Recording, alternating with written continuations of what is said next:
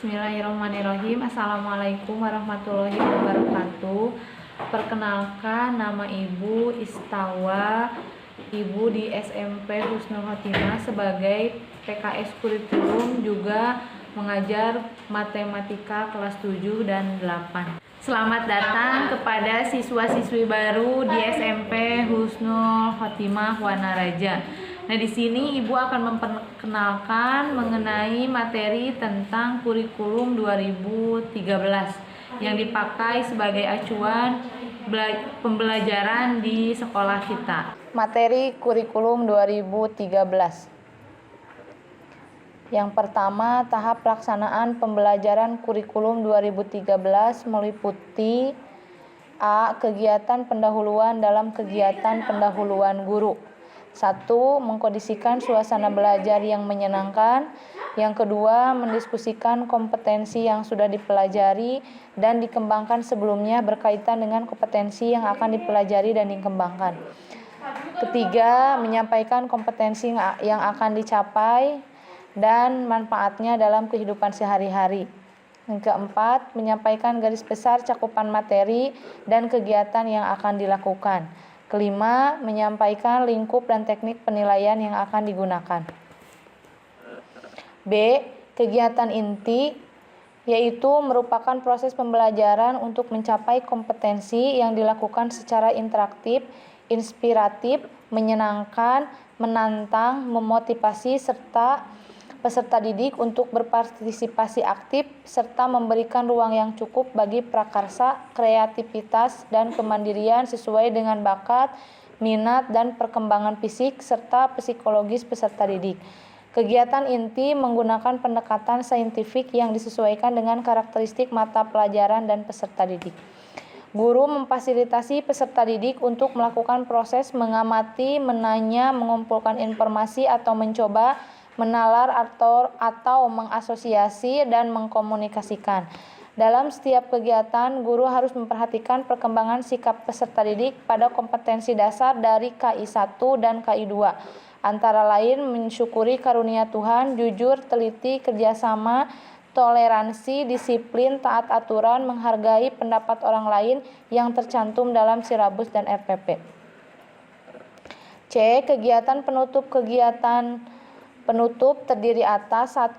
Kegiatan guru bersama peserta didik, yaitu A. Membuat rangkuman atau simpulan pelajaran. B. Melakukan refleksi terhadap kegiatan yang sudah dilaksanakan dan memberikan umpan balik terhadap proses dan hasil pembelajaran.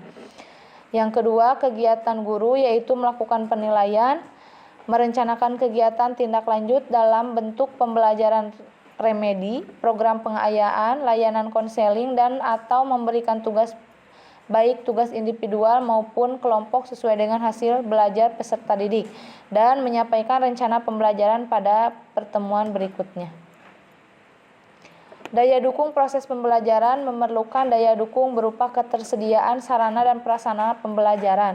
Sarana yang meliputi perabot, peralatan pendidikan, media pendidikan, buku dan sumber belajar lainnya, bahan habis pakai, serta perlengkapan lain yang diperlukan untuk menunjang proses pembelajaran yang teratur dan berkelanjutan.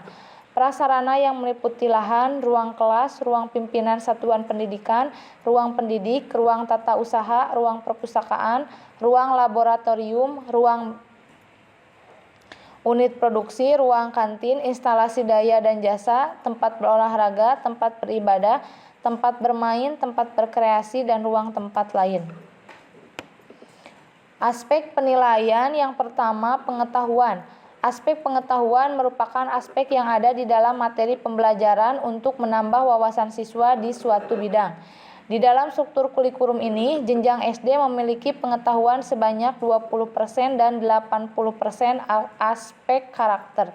Jenjang SMP memiliki bobot pengetahuan 40% dan 60% aspek karakter, dan jenjang SMA memiliki bobot pengetahuan 80% dan 20% aspek karakter.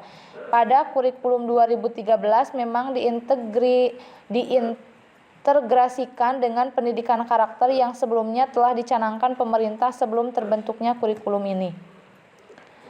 Yang kedua, keterampilan. Aspek keterampilan bertujuan untuk meningkatkan keterampilan siswa dalam membuat, melaksanakan, dan mengerjakan suatu soal atau proyek sehingga siswa dapat terlatih sifat ilmiah dan karakter yang merujuk pada aspek keterampilan.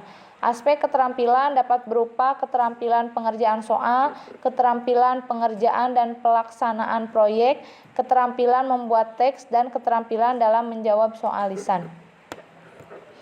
Yang ketiga, sikap dan perilaku. Aspek penilaian sikap dan perilaku merupakan aspek penilaian dengan menilai sikap dan perilaku peserta didik dalam proses pembelajaran.